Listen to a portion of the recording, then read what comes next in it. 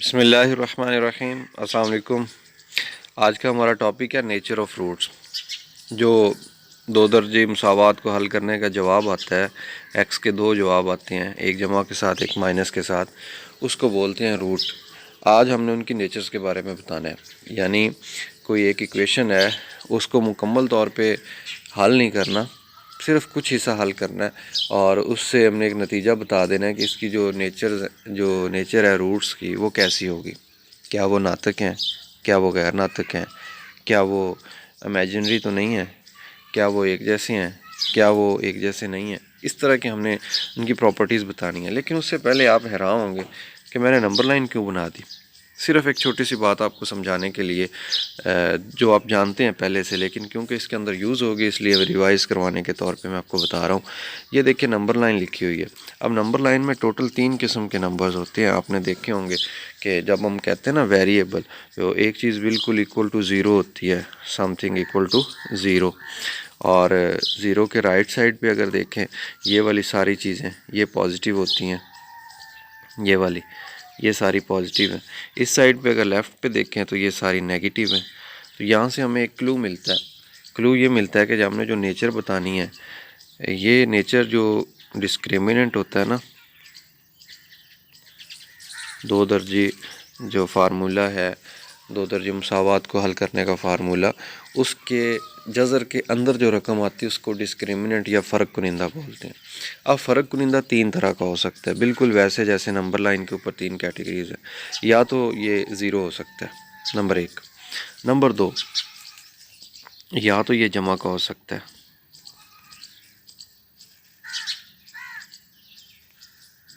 अब ये आप कहेंगे कि जमा को ऐसे कैसे मैंने लिख दिया। जी हाँ, ये जमा को लिखने का मैथमेटिकल वे है। यानी किसी चीज़ को आप ज़ीरो से बड़ा कह दें। ये देखें, ये सारे नंबर ज़ीरो से बड़े हैं, तो इसको शॉर्ट फॉर्म में लिखने का ये तरीका है कि आप जस्ट इतना लिख दें कि ग्रेटर दैन ज़ीरो, यानी ज़ीरो से बड़ा। ज़ीरो से बड़ा होगा तो उसका डेफिनेटली मतलब जमा ही होगा। मैं इधर इसकी वजाहत के लिए मतलब लिख देता हूँ कि इसका मतलब है कि ये जमा है। यानी जो डिस्क्रिमिनेंट है या तो जमा का हो सकता है या ज़ीरो के बराबर हो सकता है। 2 केस हो गए। इसी तरह तीसरा केस हम डिस्कस करते हैं ज़ीरो के लेफ़्ट साइड पे। इस जगह पे मैं लिखता हूँ b² माइनस 4ac, या तो ज़ीरो से छोटा हो सकता है। ज़ीरो से छोटे का मतलब नेगेटिव नंबर्स हो सकते हैं। आपने फोकस करना है इस चीज़ के ऊपर, ये जो लिखा हुआ है, ये जो चीज़ लिखी हुई है ये, ठीक है। जो नेगेटिव होते हैं उसको हम लिख सकते हैं लेस देन ज़ीरो, और जो पॉजिटिव होते हैं उसको लिख सकते हैं ग्रेटर देन ज़ीरो, और जो बराबर होते हैं उसको लिख सकते हैं इक्वल टू ज़ीरो। तो ये 3 तरीके का डिस्क्रिमिनेंट या फ़र्क कुनिंदा हो सकता है, और ये ही डिसाइड करेगा कि जो इक्वेशन है मुसावात, जिसके हम रूट्स की नेचर बताना चाह रहे हैं, वो कैसे हैं। ठीक है, वंस अगेन, जो डिस्क्रिमिनेंट होता है ये डिसाइड करता है कि नेचर ऑफ रूट्स, या जो जवाबात हैं दो दर्जे मुसावात के, उनकी नेचर कैसी होगी। ठीक है, हमने इनकी नेचर्स के बारे में आज बताना है। एक्सरसाइज 2.1 का क्वेश्चन नंबर 2 हम सॉल्व करेंगे, लेकिन वहाँ जाने से पहले ये जो मैंने 3 कैटेगरीज लिखी हैं, पहले तो इनकी वजाहत करूँगा टिका के, यानी अच्छे तरीके से हमने इनकी वजाहत देखनी है कि कैसे जो नेचर है रूट्स की वो बनती है। तो मेरा ख्याल है कि ये अब नंबर लाइन को मैं रेज़ कर देता हूँ। जस्ट जो आपको चीज़ बतानी थी वो आपको पता लग चुका है, लिहाजा अब इसकी जगह पे हम यूज़ करते हैं जो क्वाड्रेटिक फार्मूला है वो वाला। ठीक है, कैसे। अब इसके 3 केस हैं, तीनों केस 1 बाय 1 मैं डिस्कस करता हूँ। यहाँ पे मैं लिखता हूँ कि या तो जो था डिस्क्रिमिनेंट b² माइनस 4ac, या तो ये ज़ीरो हो सकता है। इस केस को हम डिस्कस करते हैं। जब डिस्क्रिमिनेंट ज़ीरो होगा उस वक्त रूट्स की नेचर कैसी होगी। आपने इनको ज़ुबानी याद कर लेना है 3 केस बना के, और आज का ये लेक्चर लेने के बाद इंतहाई आसान हो जाएगा आपके लिए इनको याद करना। कैसे, ये मैंने पहला केस डिस्कस किया है, ब्लू कलर में लिख दिया। अब पहले केस के अंदर होगा क्या, देखिए मैं क्वाड्रेटिक फार्मूला एक दफ़ा फिर से लिखता हूँ। क्वाड्रेटिक फार्मूला होता है x, यानी वेरिएबल कोई भी हो, x y z जो भी हो, माइनस b प्लस माइनस जज़र b² माइनस 4ac C/2A। लें जी, ये होता है 2 दर्जी फार्मूला। इसके अंदर हमने ये बात की कि जो जज़र के अंदर रकम आ रही है उसको डिस्क्रिमिनेंट कहते हैं। इस चीज़ को डिस्क्रिमिनेंट या फ़र्क कुनिंदा कहते हैं। यही फ़र्क डालता है नेचर के ऊपर, रूट्स के नेचर के ऊपर।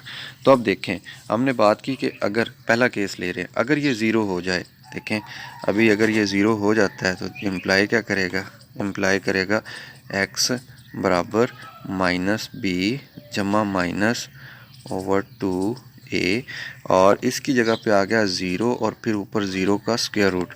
आपको पता है कि ज़ीरो का स्क्वायर रूट ज़ीरो ही होता है। लें जी, चलें एक दफ़ा अगर आप कहें तो लिखा रहने देते हैं भाई स्क्वायर रूट। अब यहाँ से x के 2 जवाब आ रहे हैं। एक x का जवाब आ रहा है प्लस के साथ और एक जवाब आ रहा है माइनस के साथ।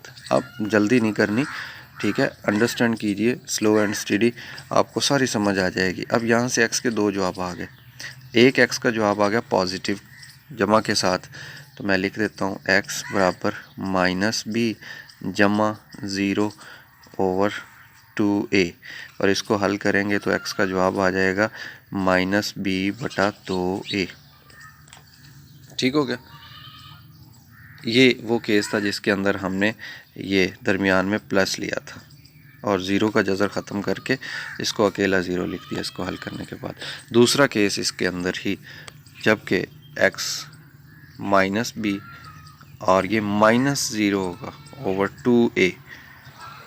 इसको हल करेंगे तो इसको हल करने से हमें पता चला कि -b ओवर 2a ही आ रहा है। ज़ीरो ऐड कर दें, ज़ीरो माइनस कर दें, फ़र्क नहीं पड़ता। अब दोनों रूट्स को देखें ज़रा गौर के साथ। एक तो रूट मैं इधर ये सर्कल कर देता हूँ आपके लिए कि एक रूट आ गया ये वाला और दूसरा रूट आ गया ये वाला। दोनों रूट में फ़र्क देखें, -b over 2a, -b over 2a। यहाँ तो रत्ती बराबर भी फ़र्क नहीं है, फ़र्क ज़रा भी नहीं है। अगर फ़र्क नहीं है तो इसको हम कह सकते हैं कि रूट्स सेम है, दोनों एक जैसे हैं। तो पता चला कि जब ज़ीरो आ जाएगा डिस्क्रिमिनेंट, उस वक़्त रूट्स एक जैसे होंगे, रूट्स एक जैसे होंगे। और दूसरी बात देखें, एक जैसे भी हैं और ये बटे में भी है, ठीक है। ऊपर भी एक नंबर आ रहा है, नीचे भी एक नंबर आ रहा है, ऊपर भी एक नंबर आ रहा है, नीचे भी नंबर आ रहा है। अगर तो ये सही नंबर होंगे तो इसको हम नातक भी कह सकते हैं कि जो रूट्स जब डिस्क्रिमिनेंट या फ़र्क कुनिंदा ज़ीरो होगा उस वक़्त दो रूट्स आएंगे, दोनों एक जैसे होंगे, एक खसूसियत। दूसरी खसूसियत ये होगी कि वो नातक होंगे, ठीक है, नातक को रैशनल बोलते हैं। अब इसमें से जो गैर ज़रूरी चीज़ें हैं वो मैं रेज़ कर देता हूँ, जस्ट रिज़ल्ट लिख देता हूँ। अब इनकी नेचर के बारे में हम बता रहे हैं ना, तो कंक्लूड करके मैं अब क्या करूँगा, आपको यहाँ इसका बता देता हूँ निचोड़। कंक्लूड कर रहे हैं हम, कंक्लूड करके मैं ये बता देता हूँ कि जो नेचर होगी रूट्स की वो क्या होगी। तो याद रखिए वो होगी सेम, एक जैसे होंगे, ठीक है, या सेम को आप इक्वल भी बोल सकते हैं, मैं दूसरे दफ़ा लिख देता हूँ। और दूसरा रैशनल होंगे, नातक होंगे, बटे में लिखे जा सकते होंगे, रैशनल। अब इसकी थोड़ी सी मज़ीद वजाहत है। मज़ीद वजाहत कैसे है कि जो सेम होगा आप उसको इक्वल भी कह सकते हैं, आप उसको बराबर भी कह सकते हैं। तो ये ना हो कि आपकी बुक में इक्वल लिखा और आप कहें कि सर ने तो हमें सेम पढ़ा दिया। इक्वल रैशनल जो होता है इसको आप रियल भी कह सकते हैं, बिकॉज़ रैशनल हो या इर्रेशनल हो, जो मर्ज़ी हो, वो रियल भी होता है। लिहाजा दो मेन चीज़ें आई थी, सेम और रैशनल। फिर आगे उन्होंने उसकी सब कैटेगरीज बता दी खुद से कि सेम को इक्वल बोलते हैं और रैशनल को रियल बोलते हैं। तो ये था रिज़ल्ट हमारा उस केस का कि जिस केस में डिस्क्रिमिनेंट या फ़र्क कुनिंदा ज़ीरो आता है। एक केस हमारा ख़त्म हो गया। सिमिलरली दूसरे केस की बात करते हैं। मैं अगेन जूम इन करता हूँ, ये वाली जगह यूज़ करता हूँ। पहला केस कंप्लीट और सेकंड केस के लिए मैं ये वाली जगह यूज़ कर लेता हूँ, b² - 4ac negative less than zero, इसको कहते हैं नेगेटिव, ठीक है, लेस दैन ज़ीरो नेगेटिव। अब देखें ये नंबर लाइन पे भी मैं आपको बता चुका हूँ सारी ये डिटेल इस चीज़ की। ये ऊपर आपको नज़र आ रहा है क्वाड्रेटिक फार्मूला।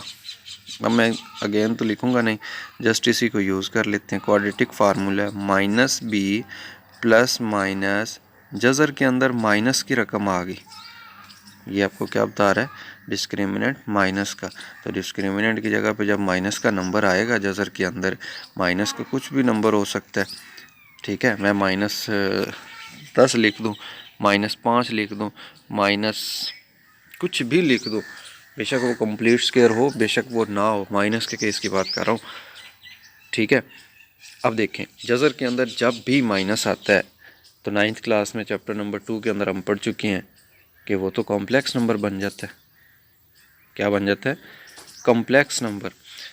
अब फिर होगा क्या, जब कॉम्प्लेक्स बन गया तो इसके जो रूट्स होंगे उनकी नेचर क्या बनेंगी। देखें हम कहेंगे कि इसके जो रूट्स हैं उनकी नेचर बन गई जनाब इमेजिनरी,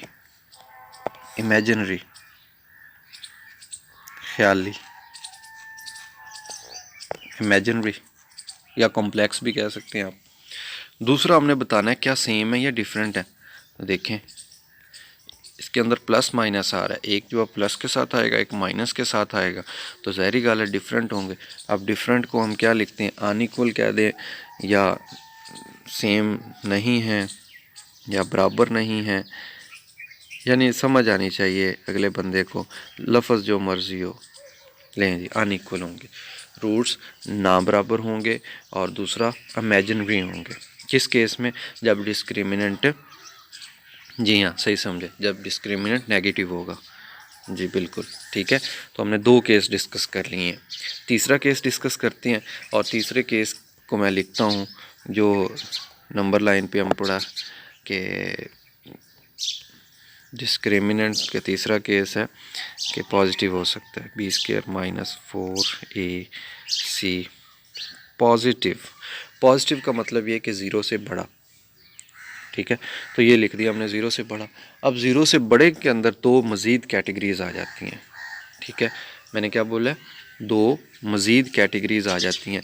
एक को कहते हैं मुकम्मल मुरब्बा और एक को कहते हैं नामुकम्मल मुरब्बा, यानी कि स्क्वायर कंप्लीट।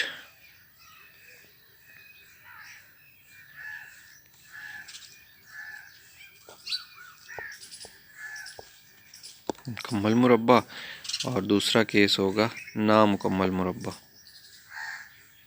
नामुकम्मल मुरब्बा। ये 2 केस हैं जनाब इसके अंदर। अब अगर मुकम्मल मुरब्बा आएगा डिस्क्रिमिनेंट में तो इससे होगा क्या, आपको ये ऊपर ब्लैक कलर में नज़र आ रहा है ये वाला 2 दर्जी फार्मूला, इसके अंदर ये देखें डिस्क्रिमिनेंट अगर मुकम्मल मुरब्बा होगा तो जज़र के साथ कैंसिल हो जाएगा। जज़र के साथ क्या होगा, कैंसिल हो जाएगा। देखें कैसे, मैं यही एग्ज़ाम्पल या यही इस्तेमाल करता हूँ x, और इसके अंदर देखें -b प्लस माइनस जज़र के अंदर मुकम्मल मुरब्बा। मुकम्मल मुरब्बे का मतलब ये है, देखिए मैं 3 की पावर 2 मिसाल ले लेता हूँ ओवर 2a, बाकी जो मर्ज़ी रकम है मैं उससे कोई गरज नहीं है। तो ये देखें 2 जज़र से कैंसिल हो गया, बाकी 3 रह गया ना, तो जज़र वाली रकम ख़त्म हो चुकी है। ये देखें -b प्लस -3 ओवर 2a। अब इनका मजमुआ होगा, ज़ाहिरी बात है b की भी कोई एक मखसूस रकम होगी, a की भी मखसूस रकम होगी। जब ये जमा होंगे तो आप ख्याल कीजिए कि एक तो ये बटे में आ रहा है, क्या आ रहा है, बटे में आ रहा है, और दूसरा क्या है इसके अंदर मुख्तलिफ आ रहे हैं, एक जमा के साथ आ रहा है और एक माइनस के साथ आ रहा है। तो जब मुकम्मल मुरब्बा होगा उस वक़्त इसकी नेचर बनेगी, हम उसको कह सकते हैं कि रूट्स इक्वल होंगे। रूट्स क्या होंगे, इक्वल होंगे, बराबर होंगे। अगर रूट्स बराबर हैं, और फिर उसके बाद दूसरी बात हमने की कि बटे वाले भी हैं, और जो बटे वाला होता है उसको नातक बोलते हैं, और नातक की इंग्लिश होती है rational. So roots are rational as well.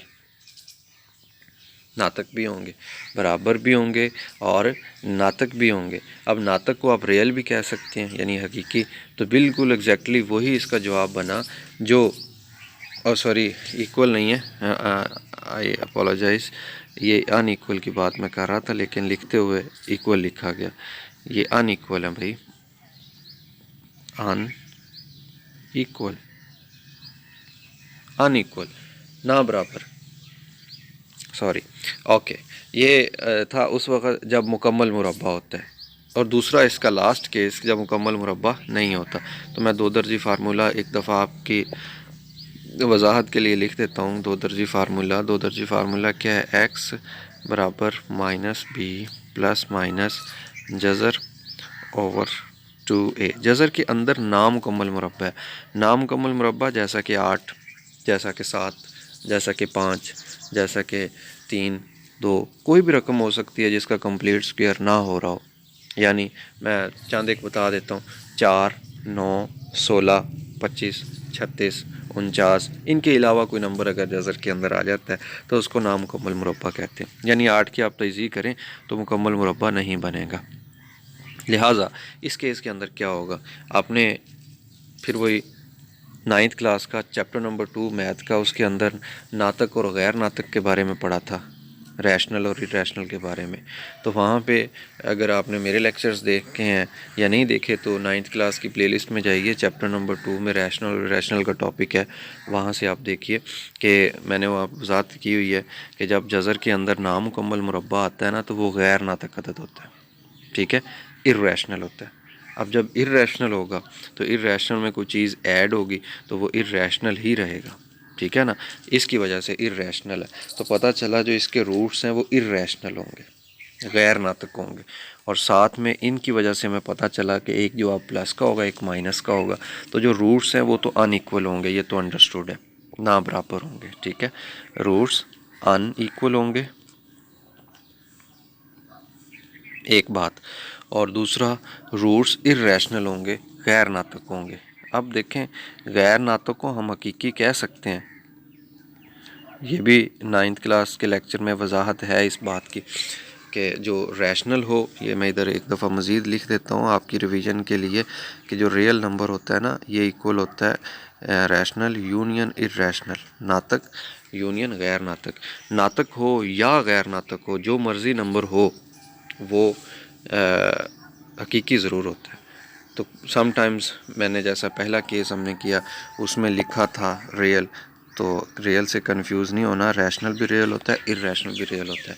लोगों जी, ये हमने क्या किया है, हमने नेचर ऑफ रूट्स को डिस्कस किया कि जिसमें पॉजिटिव रूट आ जाते हैं उसके फिर 2 केस बनते हैं। दोनों केस हमने डिस्कस किए, एक में मुकम्मल मुरब्बा बनता है और एक में नामुकम्मल मुरब्बा बनता है। ये मैं थोड़ा सा सफाई के साथ एक दफ़ा फिर लिख देता हूँ, लें जी, I think this is best. और फिर मुकम्मल मुरब्बे का जो केस था वो इधर मैंने डिस्कस किया, और जो नामुकम्मल मुरब्बे का केस था वो इधर डिस्कस किया।